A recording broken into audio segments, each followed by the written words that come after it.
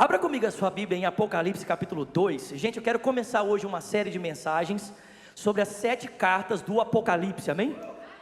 Tem alguém comigo aqui? Fala comigo, 7 cartas do Apocalipse, amém?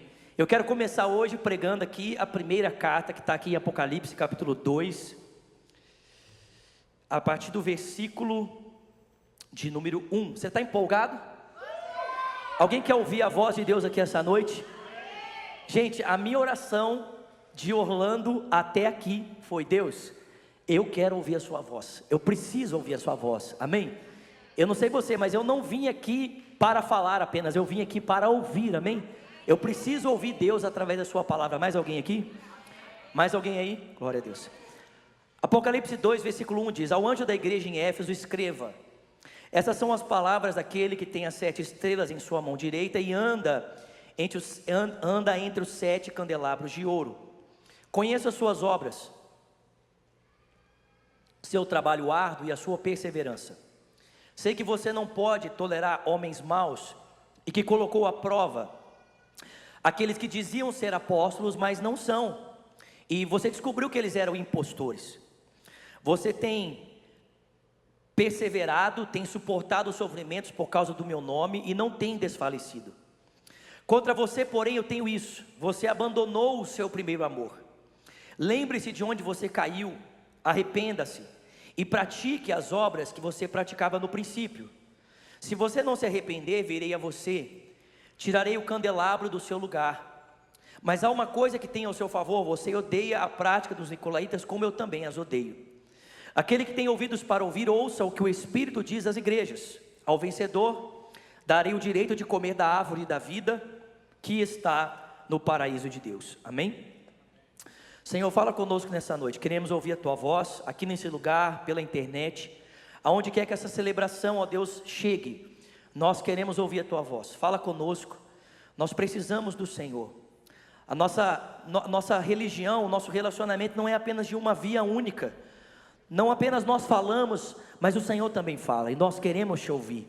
Dá-nos olhos para ver, ouvidos para ouvir e um coração sensível para receber tudo aquilo que o teu Espírito deseja falar ao nosso coração. Pedimos isso em o nome de Jesus. Quem crê, diga.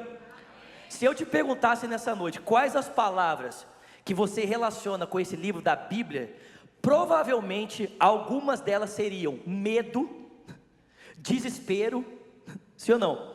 Muitas pessoas, ao lerem o Apocalipse, elas pensam que estão lendo um livro, ou praticamente essa palavra Apocalipse, ela ficou relacionada a medo, desespero, final do mundo, sim ou não, gente? Quem aqui alguma vez na sua vida, ao ler o Apocalipse, sentiu medo? Levanta a mão, seja sincero, vai. Eu lembro quando eu era criança, eu sempre fui fascinado com esse livro, né? Criança, muito cedo, eu tinha 9 anos, eu já fazia curso sobre o Apocalipse. Eu lembro que quando eu tinha 9 anos, na minha igreja tinha um curso sobre as 7 igrejas do Apocalipse, e eu fui lá para assistir esse curso. Eu era fascinado, mas todas as vezes que eu abria o Apocalipse para ler, eu tinha a sensação de que tinha um demônio na janela me espiando enquanto eu lia o livro. Alguém já teve essa sensação alguma vez na sua vida? Mas sabe o que é interessante? É que a palavra Apocalipse não significa nada disso. A palavra Apocalipse significa puxar a cortina, tirar o véu. A sensação que a gente deve ter ao ler esse livro é de estar sentado num grande teatro e esperando aquele momento em que a cortina vai se abrir, o enredo vai começar e o personagem principal vai entrar em cena para completar o seu enredo e a gente vê o grande final, amém? Amém? Quem aqui gosta de filme da Marvel aqui? Irmãos, vocês precisam converter, irmãos. Estou brincando. Mas assim, para quem gosta de filme da Marvel, algum outro tipo de filme que você assiste ele em série, exemplo, Senhor dos Anéis, Hobbit. Alguém gosta de Senhor dos Anéis, Hobbit? Irmãos, misericórdia. Matrix, alguém gosta de Matrix? Melhorou, vai. Você fica esperando aquele grande finale, ok? O filme é um ato em 3 tempos. Então você fica esperando o primeiro ato, que apresenta o contexto, o segundo ato, o desenrolar da narrativa, e o terceiro ato, o ato final, em que você sabe que o personagem principal de alguma forma vai fazer alguma coisa muito importante para concluir aquele arco narrativo, amém? O Apocalipse é isso.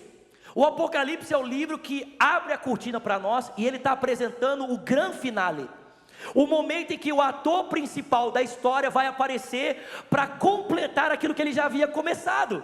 Tem alguém comigo aqui, gente? A minha pergunta é: quem é o ator principal, irmãos? Jesus. Você está entendendo? O Apocalipse não é um livro sobre tragédia, o Apocalipse é um livro sobre Cristo. É um livro que abre a cortina para mostrar para nós o grande finale. Como é que vai acontecer? Como é que vai ser o último ato de Jesus, para que ele possa executar esse desfecho e a sua igreja permanecer com ele eternamente. Amém, irmãos? O Apocalipse é uma revelação de Jesus, ou seja, é o momento que a cortina vai ser aberta para nós percebermos um pouco mais sobre Jesus e a sua história. E sabe o que é interessante? É que se você ler o Apocalipse, você vai perceber de fato muitos acontecimentos que parecem trazer medo, né? Você vê ali várias bestas, você vê o dragão, você vê uma besta que sai do mar, uma besta que sai da terra. Mas sabe, irmãos, preste atenção, acima de todos esses assuntos que parecem complicados, está a pessoa de Jesus, amém? Vocês estão comigo, gente? Acima de tudo está o Cordeiro de Deus, o leão da tribo de Judá. E sabe o que é interessante? É que esse Cordeiro, esse ator principal, sempre aparece em cena com uma pessoa. E quem é essa pessoa? A igreja. Vocês estão comigo, gente? Esse ator principal no Apocalipse sempre vai aparecer em cena com a sua noiva, com a sua igreja. Amém, irmãos? Por quê, queridos? Porque eu não sei se vocês entendem isso, mas a igreja, ela tem prioridade nos assuntos de Jesus. A igreja não é um assunto secundário nas prioridades de Cristo, não. Nas prioridades de Cristo, a igreja é algo prioritário. Foi por ela que ele se fez carne, foi por ela que ele se entregou na cruz, foi por ela que ele ressuscitou, e é por ela que ele vai voltar para buscar para estar eternamente com ele. Então, irmãos, o Apocalipse revela a pessoa de Cristo, mas em relacionamento com a igreja. Essa pessoa que ele ama tanto, que foi capaz de dar a sua vida por ela, amém, irmãos? E quem abre o Apocalipse, você descobre que, é óbvio, o primeiro assunto a ser tratado depois de Jesus é a igreja, em 7 cartas. O número 7 no Apocalipse significa totalidade, completude. Por que são 7 cartas? Porque preste atenção, 7 significa tudo aquilo que a igreja precisava ouvir naquele tempo, e tudo que a igreja precisa ouvir hoje. As 7 cartas representam a totalidade daquilo que Jesus precisava falar com a igreja naquele tempo, e com aquilo que ele precisa falar com a igreja hoje. Vocês estão comigo, irmãos? Ou seja, não significava que o fato de Jesus ter escrito uma carta para Éfeso, as outras cartas não serviam para Éfeso. Tu consegue entender? Não significa que porque Jesus endereçou uma carta para Esmirna, que só a carta de Esmirna servia para ela. Não. Todas as cartas serviam para todas as igrejas. Por quê? Porque de alguma forma essas 7 mensagens completam o que Jesus precisava falar com a igreja naquele tempo, e também completam o que Jesus precisa falar com a igreja nesse tempo. E vocês vão perceber que é literalmente isso aqui, amém? A primeira carta, ou a primeira igreja que Jesus dirige, é a igreja de Éfeso. E percebe, irmãos, essa igreja ela é muito especial. Por quê? Porque ela não apenas aparece em Apocalipse, mas ela aparece em um livro muito especial do Novo Testamento, que é o livro de Atos. O livro de Atos conta o surgimento dessa igreja, conta como Paulo chegou em Éfeso e começou a pregar o evangelho ali, e rapidamente o evangelho se espalhou como um fogo pela cidade. E por causa do evangelho se espalhar rapidamente, a Bíblia diz que grande parte da cidade veio a se converter, e as pessoas que se convertiam, elas eram antes ligadas a algum tipo de religiosidade baseada na feitiçaria. Então essas pessoas que se convertiam, a Bíblia diz que elas viam em praça pública, rasgavam os seus livros e faziam fogueira com eles. E, irmãos, preste atenção, a Bíblia diz ainda mais, que depois dessa grande conversão de um número de pessoas ligados à feitiçaria, queimando os seus livros, a Bíblia diz que a presença de Deus envolveu a cidade de uma forma tão grande, que era possível perceber a glória de Deus nas ruas. As pessoas, diz o livro de Atos, elas se ajoelhavam em rua pública, confessando os seus pecados e entregando a sua vida para Cristo. Alguém acredita que isso ainda é possível nos dias de hoje? Como isso é possível? Muito simples, quando nós temos uma igreja poderosa. Uma igreja poderosa, irmãos, implica em uma ação de Deus que envolve não apenas a comunidade local, mas envolve a cidade. Consegue entender, irmãos? É para essa igreja que Jesus está escrevendo. Essa igreja que primeiramente foi pastoreada por Paulo, depois foi pastoreada pelo apóstolo João, e depois foi pastoreada por Timóteo, irmão. Vocês estão entendendo isso aqui? Só gente mais ou menos, amém? Bem mais ou menos. Paulo, o apóstolo João e o discípulo direto de Paulo. É para essa igreja que Jesus está escrevendo. E eu não sei se você percebeu, mas essa igreja tem qualidades muito importantes que o próprio Jesus descreve. Em primeiro lugar, Jesus diz que essa igreja, era uma igreja muito bíblica, era uma igreja que amava a palavra de Deus. Jesus fala que o zelo dessa igreja pela Bíblia era tão grande, que eles haviam denunciado os falsos profetas, colocando eles para correr, provando que eles não pregavam a verdade. Vocês estão comigo aqui, gente? Presta atenção, a Bíblia não diz que os pastores das igrejas denunciaram os falsos apóstolos, porque conheciam a verdade, não.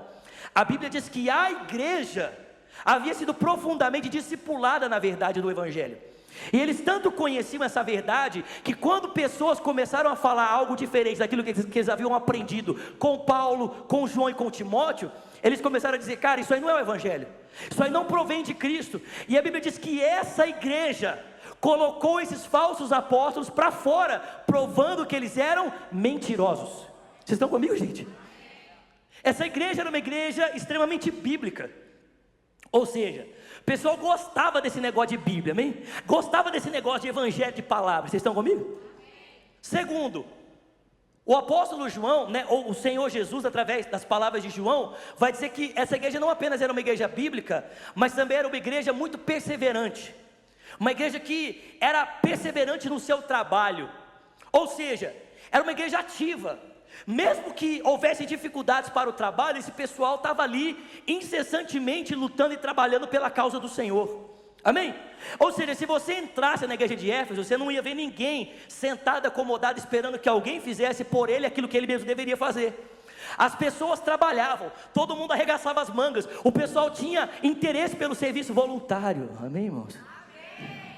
E o pessoal ia para cima, ou seja, os caras eram bíblicos, extremamente ativos no que diz respeito ao serviço da igreja, por causa do seu amor pelo Senhor, mesmo que esse serviço custasse perseverança. E por último, o texto diz que eles não eram apenas bíblicos e não eram apenas perseverantes no trabalho, mas terceiro, o texto diz que eles eram santos. O texto diz que Jesus fala: eu tenho uma coisa contra você, tenho uma coisa a seu favor, que você odeia a doutrina dos nicolaítas, as quais eu também odeio. E é muito difícil entender o que isso significa, mas a maioria dos estudiosos acreditam que esse Nicolau era um diácono que existia na história da igreja, um diácono que existia na igreja antiga, e que se desviou, saiu da igreja e começou a ensinar heresias. E a principal heresia que Nicolau ensinava era a seguinte: não tem problema, não tem nada a ver. Alguém já ouviu isso? Não tem problema, não tem nada a ver? Alguém já ouviu isso aqui? Não tem problema, não tem nada a ver. Viver em pecado? Não tem problema, não tem nada a ver. Viver em prostituição? Não tem problema, tem nada a ver. Viver em lascívia? Tem problema, tem nada a ver. Ficar embriagado? Não tem problema, tem nada a ver. Ganhar dinheiro ilicitamente? Não tem problema, tem nada a ver. Só que a Bíblia diz que essa galera da igreja era santa, irmãos. Eles não aceitavam conviver com o pecado. E quando alguém tentou introduzir na vida deles uma vida que não condizia com a santidade de Cristo, sabe o que eles disseram? Nós vamos ficar com Cristo e não queremos essa vida trivial. Nós vamos ficar com Cristo e não queremos essa vida que de alguma forma negocia os valores cristãos. Os caras eram, vocês estão comigo, gente? Pelo amor de Deus, os caras eram bíblicos, os caras eram ativos, perseverantes, e os caras eram santos. Eu não sei você, mas eu quero fazer parte de uma igreja assim. Mais alguém? Amém, irmãos? O meu sonho, o sonho de Deus para Lagoinha, Miami, é que Lagoinha, Miami seja uma igreja bíblica, seja uma igreja ativa e seja uma igreja santa, amém, irmãos? Imagina as pessoas entrando aqui, aquela confusão, o que é isso? Os irmãos servindo. Aí chega para o irmão e fala assim: irmão, eu estava querendo entender o negócio da Bíblia. Não, pode deixar, vou te explicar aqui. Não é assim, vai lá no Zulato. Não, eu te explico, amém? Eu falo para você, eu sei. Eu sou alguém que entendeu a Escritura e alguém que vive uma vida com Deus, amém, irmãos? Se você olhasse externamente para a igreja de Éfeso, era isso que você iria ver: santidade, amor à palavra e perseverança no trabalho. Só que quando Jesus olhou para além do externo, o texto começa dizendo: eu sou aquele que anda entre os candelabros com olhos como chamas de fogo. Quando Jesus olhou com esses olhos como chamas de fogo para além do visível e mirou o coração deles, Jesus disse: porém, tenho uma coisa contra ti. Irmão, presta atenção, só essa fala de Jesus já é para a gente tremer. Sim ou não? Vocês conhecem aquele texto de Romanos 8,31? Se Deus é por nós, quem vai ser contra nós? Mas e se Deus é contra nós? A pergunta é, quem é que pode ser por nós, irmãos? Eu não sei se você está entendendo, mas Jesus fala assim: eu tenho contra ti. Eu tenho algo que eu estou contrariado a você. Eu tenho algo contra ti. Estão entendendo, irmãos? Em outras palavras, Jesus, em algum aspecto, não estava a favor da igreja, estava contra ela. Não sei se eu já contei essa história para vocês, mas pode não parecer com esse 1,67 m, mas eu já fui um nadador profissional. Os irmãos não acreditaram, amém? Mas é verdade.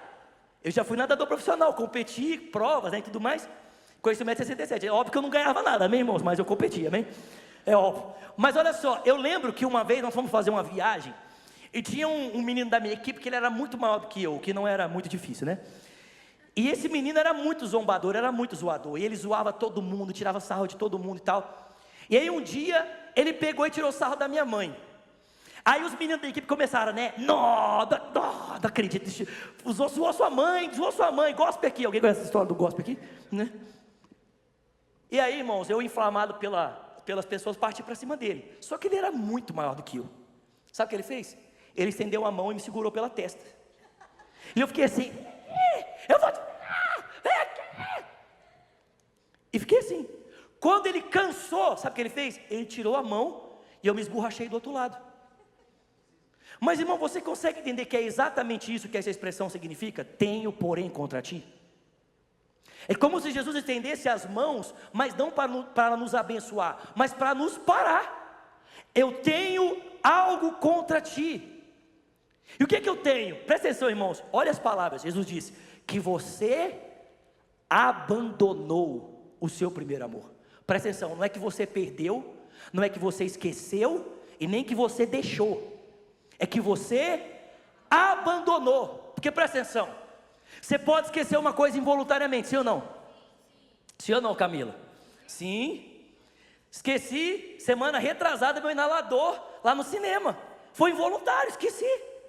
Você pode perder uma coisa involuntariamente. Perdi o meu inalador. Você pode, sim ou não, irmãos? Você pode esquecer uma coisa involuntariamente. Mas ninguém abandona algo involuntariamente. Para você abandonar é uma ação intencional e consciente. Você percebe que uma coisa está ficando para trás e ainda assim você continua como se aquilo não tivesse acontecendo. Em outras palavras, irmãos, presta atenção, Jesus estava dizendo assim para essa igreja: eu tenho contra você que você percebeu que o seu amor estava esfriando, mas você continuou vivendo como se nada tivesse acontecendo. Você não estava esquecendo o seu amor, você não estava deixando o seu amor, você não estava perdendo o seu amor, você estava abandonando ele. Era um processo intencional e consciente. Em outras palavras, irmãos, preste atenção. Sabe o que parece para mim? É que essas pessoas passaram a amar mais o que elas faziam do que Jesus. Elas amavam estudar a Bíblia, mas não para conhecer a Ele, mas para combater os falsos apóstolos. Elas amavam trabalhar, mas não por causa de Jesus, mas apenas pela rotina da igreja. E eram santos, não porque isso expressava a sua fidelidade a Ele, mas porque isso era um hábito. Não tinha mais a ver com o seu amor por Cristo, tinha a ver apenas com uma rotina. Estão entendendo, irmãos? Tinha a ver apenas com uma rotina, com algo que eles tinham aprendido a fazer. Não era o estudo para conhecer mais, não era o zelo no trabalho por amor a Ele, não. Apesar disso ser bom, mas isso não tem a ver com Jesus, irmãos. Isso é errado, desnecessário. Não sei se vocês entendem isso, presta atenção. Mas Jesus, o próprio Jesus, em Mateus 22, define a vida cristã para mim e para você da seguinte forma. Perguntou para Jesus, o que é ser cristão? O que é viver para Deus? Jesus fala assim, viver para Deus é amar Ele sobre todas as coisas e amar o próximo. O que é viver para Deus? Jesus diz, amar Deus e amar o próximo. Então você percebe que o núcleo da vida cristã é o quê? Amor. Irmão, presta atenção, se o núcleo da vida cristã é amor, se a gente tira o amor, o que é que sobra? Vou dizer para você, religião. É isso que sobra. A gente tira o amor da vida cristã, o que sobra é religião. Em outras palavras, o que essas pessoas tinham? Elas tinham religião, mas não tinham mais cristianismo. Elas tinham religiosidade, mas não tinham mais Jesus. Vocês estão entendendo, irmãos? Você consegue entender que para Jesus não faz sentido nenhum ele ter aquilo que você faz, mas não ter o seu coração? Vou repetir isso aqui, amém? Você consegue entender que para Jesus não faz sentido nenhum ele ter o que você é capaz de fazer, mas não ter o seu coração? Não faz sentido para ele. Seria a mesma coisa que eu chegar em casa amanhã e falar assim para Virgínia: meu amor, olha só, comprei o presente para você e prometo que daqui para frente vou fazer tudo que eu me comprometi lá no altar quando nós casamos há quase 5 anos atrás. Mas olha só, não tem mais como eu te amar, não vou te amar mais. Então assim, vou fazer tudo certo, mas você não vai ter meu coração. Faz sentido ficar casado com alguém assim, irmão? Sim ou não? Não. Ou imagina minha esposa, eu chegar em casa, minha esposa tomou banho, fez tudo que eu gosto, está lá preparada, para a gente ter intimidade, e minha esposa fala assim: olha, Vinícius, daqui para frente, sim, vai ser tudo normal, como sempre foi, né, e tudo mais, só que assim, você não vai ter mais meu coração. Faz sentido, irmãos? Por que a gente acha que faz sentido ter um relacionamento com Deus em que Ele tem tudo de nós mesmo, menos no nosso coração? Hein, irmãos? Por que a gente pensa, se nós não queremos nos expor a um relacionamento desse jeito, por que a gente pensa que o Filho de Deus está disposto a uma relação conosco, que Ele vai ter tudo que nós podemos oferecer, mas nunca vai nos ter? Não sei se você entende, mas Jesus está dizendo assim: filho meu, dá-me o seu coração. Jesus falou assim: olha, eu tenho contra ti que você abandonou o seu primeiro amor. Volta para o lugar em que você caiu, se arrepende e volta a praticar as obras que você praticava no princípio. Irmão, presta atenção, não é muito difícil distinguir o verdadeiro amor de um amor falso, sim ou não? Sim ou não, irmãos? Não é muito difícil. Você sabe muito bem se você ainda está queimando por Jesus como no princípio, ou se você está só com o amor fajuto, mais ou menos, né? Aquela chama que fica assim, uma hora queima, outra hora não queima, uma hora está quase apagando, outra hora não está quase nem queimando. Sim ou não, irmãos? Cara, gente, vocês estão comigo aqui, irmãos? Presta atenção, quando você está no primeiro amor, meu filho, o negócio é salamanai. Sim ou não? Você fica... Sim ou não, queridos? Cara, eu não sei se você entende. Quando você está no primeiro amor, não tem dia, não tem hora, não tem dificuldade, não tem lugar. Você vive queimando por Jesus.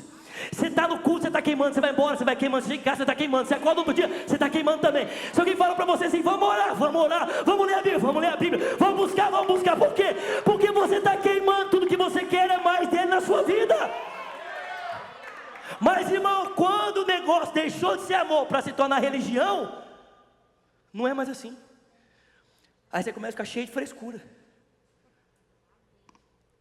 Jesus fala assim: volta lá para o lugar do princípio. Volta a praticar as primeiras obras. Por quê? Presta atenção, irmãos. Porque senão, eu vou vir, presta atenção, eu vou arrancar o candelabro do meio de vocês. E se for o que ardia, nunca mais vai arder. Irmão, candelabro é aquele objeto que segura a vela, ok? Em Israel tinha um especial, que era de 7 bocas, lembra disso? Ele representava a igreja. Jesus está dizendo assim: se você não se arrepender e não voltar para mim, eu vou tirar de você a capacidade de iluminar o mundo à sua volta. Eu vou tirar de você a capacidade de ser luz para o mundo à sua volta. Você vai perder a habilidade de iluminar. Porque, irmão, você consegue perceber que essa igreja tinha tudo, mas não tinha quem? Jesus. Eles tinham tudo, menos Jesus. Tinham Bíblia, trabalho, santidade, testemunho, denúncia. Cadê Jesus? Cadê o amor por Ele? Jesus fala assim: se você não se arrepender, eu vou tirar o candelabro. Irmão, pasme, vocês estão comigo aqui? Pasme. Esses cristãos não se arrependeram. E se você for em Éfeso hoje, fica lá na Turquia, se você for lá hoje, você não vai encontrar nenhum cristão. Aliás, eu não sei se você sabe, mas a Turquia hoje é um dos lugares no mundo de maior concentração de muçulmanos. Não sei se você entende, uma igreja que antes existia e foi despertada por um avivamento que impactou a cidade, não sobrou nada, porque eles preferiram se apegar à sua religião do que se voltarem para Cristo. Perderam a capacidade de iluminar, e hoje essa igreja que existia não existe mais. Porque eu não sei se você entende isso, mas Jesus prefere perder, olha que loucura, ele prefere perder a sua capacidade de iluminar do que perder você. Ele prefere tirar de você aquilo que você pensa que dá conta, do que perder o seu coração para sempre. Não existe mais igreja, acabou, irmãos. E aí a minha pergunta não é só para você não, amém? Antes de a gente começar o culto, eu orei com os meninos e falei assim, essa mensagem antes de ser para qualquer pessoa essa noite, é para mim. Mas eu preciso perguntar para você, porque eu também estou me perguntando, amém? Como é que está o seu amor por Jesus? Você tem ainda uma vida cristã, ou você só tem religião? Você ainda tem amor por Jesus, ou só ficou o amor pelas coisas que pertencem a Ele, pelas coisas que são dele? Porque, irmão, cristianismo não é sobre as coisas que nós fazemos, cristianismo é sobre Cristo. Ele é o centro, Ele é o foco. E, irmão, se nós não temos mais amor por Jesus, nós não temos nada. E se a gente fica se sustentando, achando que essa capacidade que nós temos de fazer coisa é o suficiente, daqui a pouco Jesus vem e tira isso, e o que vai sobrar? Não vai sobrar nada, porque ou Ele nos tem, ou nós não temos nada. Vocês estão entendendo, irmãos? Volta para o lugar aonde você caiu. Eu te pergunto nessa noite, você sabe aonde você caiu? Seja sincero. Você sabe onde você deixou de ser o Zulaf que você era? Você sabe onde você deixou de ser? Fala o seu nome. Fala. O Isaac, a Camila, o paizão. Você lembra onde você deixou de ser a pessoa que você era? Onde você começou a negociar o secreto? Onde você começou a negociar a sua intimidade com Jesus? Você lembra onde você começou a deixar de lado a pessoa para se apegar às coisas? Jesus está dizendo, volta para lá, volta lá, se arrepende, volta a praticar o que você praticava no princípio. Irmão, presta atenção, Jesus estava muito mais feliz quando Ele andava de mão dada com você, do que aquilo que você está oferecendo para Ele hoje. Ele estava muito mais satisfeito em ter você, do que ter o que você pode fazer. Vocês estão comigo, irmãos? Eu não sei, talvez você fale assim, Zulato, como é que eu volto para esse lugar? Como é que eu posso acender o fogo de novo? Como é que eu posso voltar a queimar como eu queimava antes? Para onde que eu vou? Que lugar é esse? Irmão, presta atenção. Sabe qual é esse lugar que nós precisamos voltar para termos a chama acesa de novo? Sabe qual é esse lugar? É a cruz. Porque, irmão, presta atenção. Onde é que o nosso amor por Jesus foi aceso, se não diante da cruz? Da certeza que o Filho de Deus havia morrido por nós, se entregado por nós, e que a nossa vida nunca mais seria a mesma, porque Ele havia feito algo em nosso favor. Sim ou não, irmãos? A nossa vida não foi transformada baseada nesse fato, foi exatamente pelo fato de um dia nós termos conhecido Jesus. A gente falou assim, cara, não dá mais para viver da mesma forma, eu preciso mudar de vida, amém? A cruz acendeu em nós, a entrega de Cristo na cruz acendeu em nós uma nova vida, uma nova história. Sim ou não, irmãos? Aleluia! Ou seja, como diz o pastor Vitor Hugo, eu estou todo arrepiado, né? Irmão, presta atenção, se você quer o fogo de novo, você e eu precisamos voltar para a cruz, para aquele lugar em que nós entendíamos o sacrifício do Filho de Deus, que nós entendíamos a entrega dele, e o nosso coração vai ser aquecido de novo, por aquele fogo que emana da cruz. Aí, irmão, presta atenção, aí você fala assim, por que falta fogo na igreja? Muito simples, porque nós não falamos de cruz. Se nós não falamos de entrega, não falamos de morte, não falamos da morte de Cristo, da entrega de Cristo, não falamos do seu sacrifício por nós, como é que nós vamos ter fogo? Se o que aquece o fogo na vida de um cristão, o que acende a chama da vida nova dentro dele, é exatamente a consciência do sacrifício da cruz, como é que nós vamos ter fogo no coração se não temos cruz nos púlpitos, não temos cruz nas pregações, não temos cruz nas canções? O que acende o fogo é a consciência da entrega de Cristo na cruz. É isso, irmãos.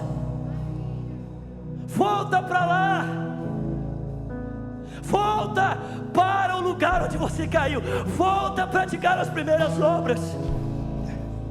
Volta. Irmão, eu não sei você.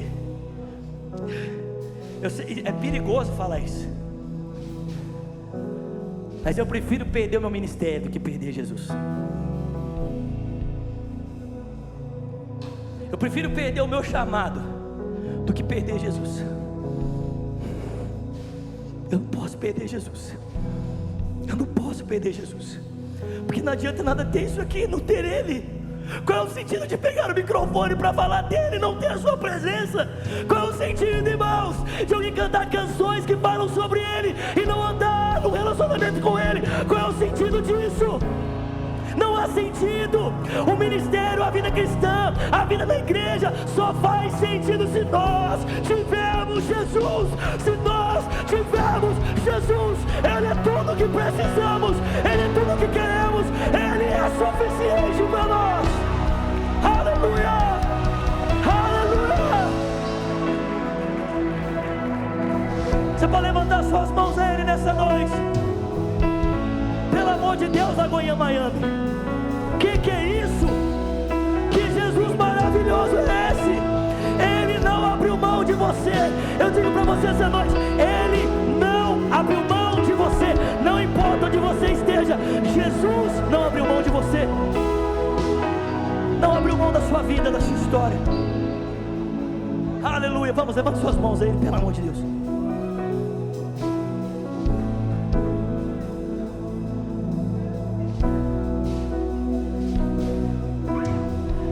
Aleluia.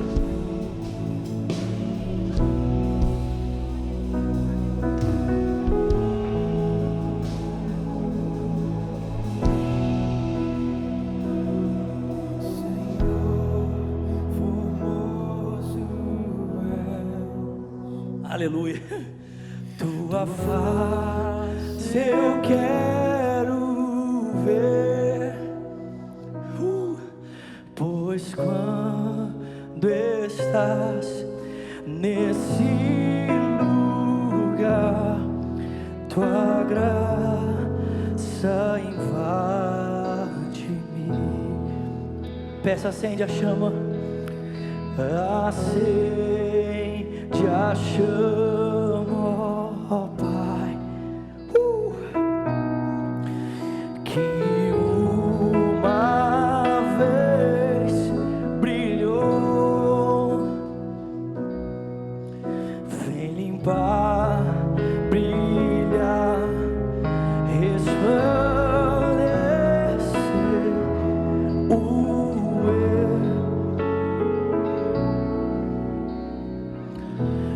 Estou voltando à essência da adoração, e a essência és tu.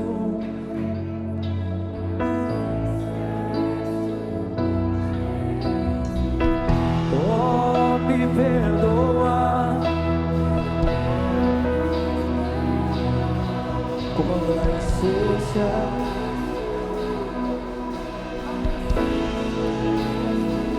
Sabe, eu não vou fazer isso aqui todas as quintas-feiras, mas desde o começo eu tenho sentido isso no meu coração. Se você quer sair do seu lugar e vir aqui se ajoelhar aqui na frente, irmão, eu não sei o que Deus vai fazer com você. Eu sei que no meio dessa entrega, dessa volta, Deus vai curar muita gente aqui, Deus vai sarar muita gente aqui, Deus vai tirar cadeias, grilhões, pesos da costa de muita gente aqui. Se você quer sair do seu lugar e vir aqui na frente se ajoelhar, sai do seu lugar e vem. Jesus vai tocar você nessa noite. Se você está sentindo isso no seu coração, cara, eu quero ir lá na frente me ajoelhar e falar com Deus. Sai do seu lugar e vem. Enquanto nós cantamos essa canção, feche os seus olhos. Aleluia. Vamos cantar no começo, quando a música.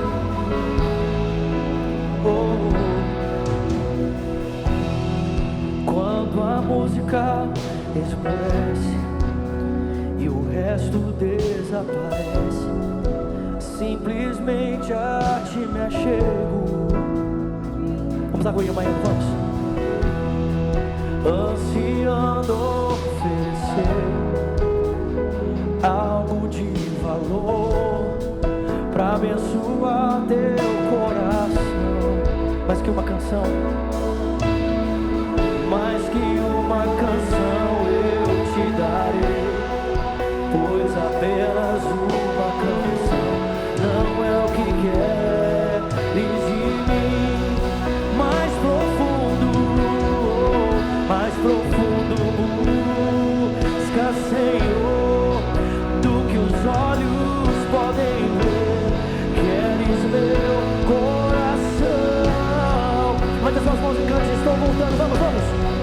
E estou voltando à essência da adoração. E a essência és tu. A essência és tu, Jesus. Oh, me perdoa pelo que eu fiz dela. Quando a essência és tu, a essência. Estou voltando à essência da adoração.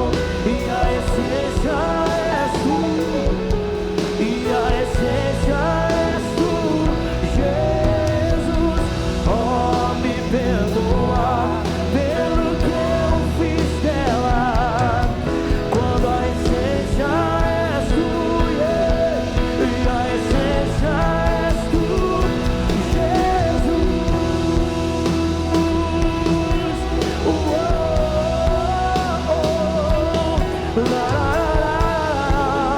Vamos amanhã, levante as suas mãos a Ele. Feche os seus olhos, errando o seu coração diante do amado. Ele é amado, Ele tem o nosso coração. Tu tens meu coração, tu tens meu coração. O que de melhor eu posso te oferecer é a minha vida. Tu tens meu coração, Jesus. Tens meu coração, Jesus. Oh, não é nada que eu possa produzir com as minhas mãos, nada que eu possa produzir com a minha voz. Tu tens meu coração, Jesus. Oh, yeah. Aleluia.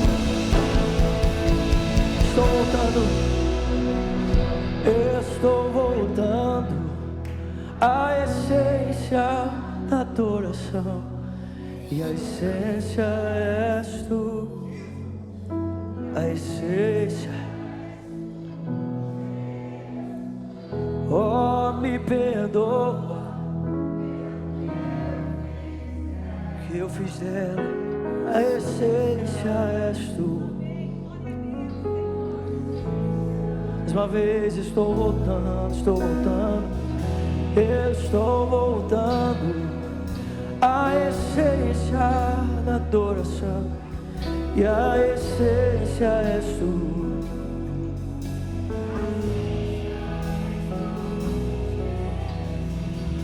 Oh, me perdoa quando a essência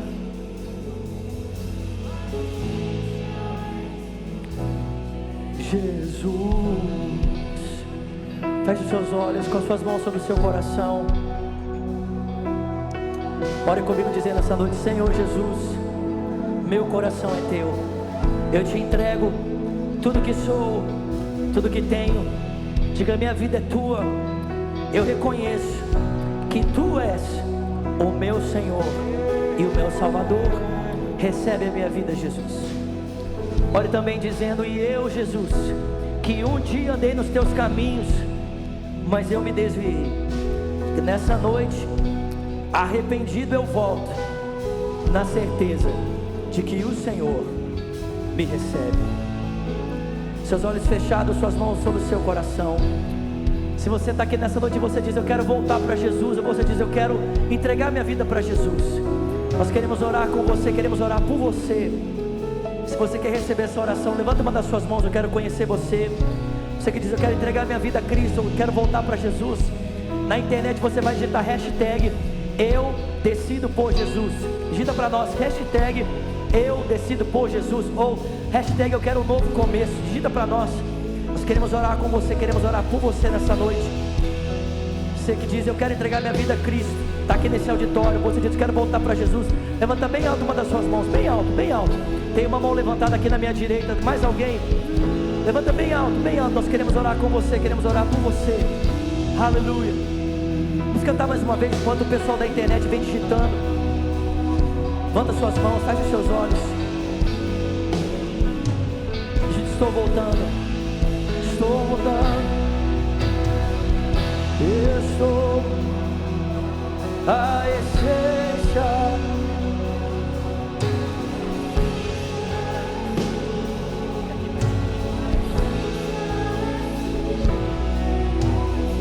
Oh, me perdoa.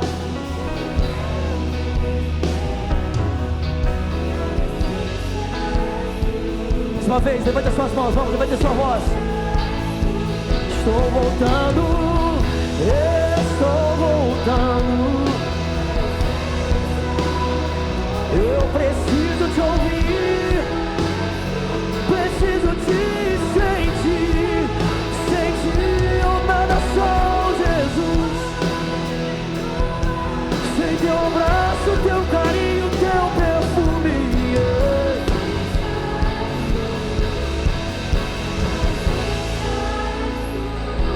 Estenda suas mãos para cá. Pai, nós queremos abençoar o teu filho que se rende e se entrega ao Senhor.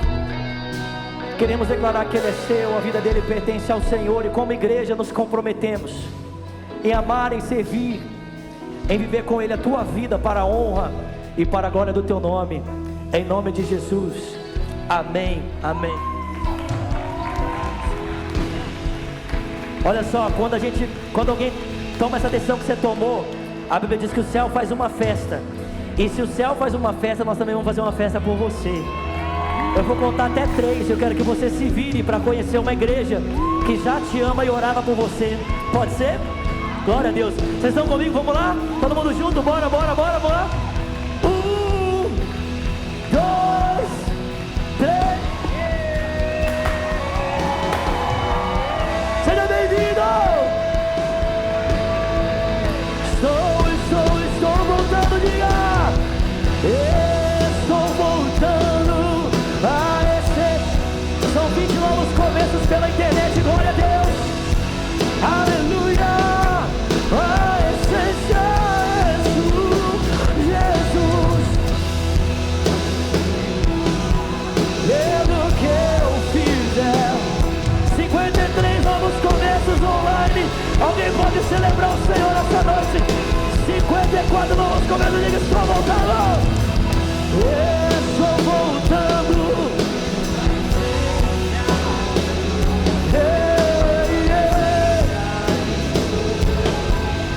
A essência és tu.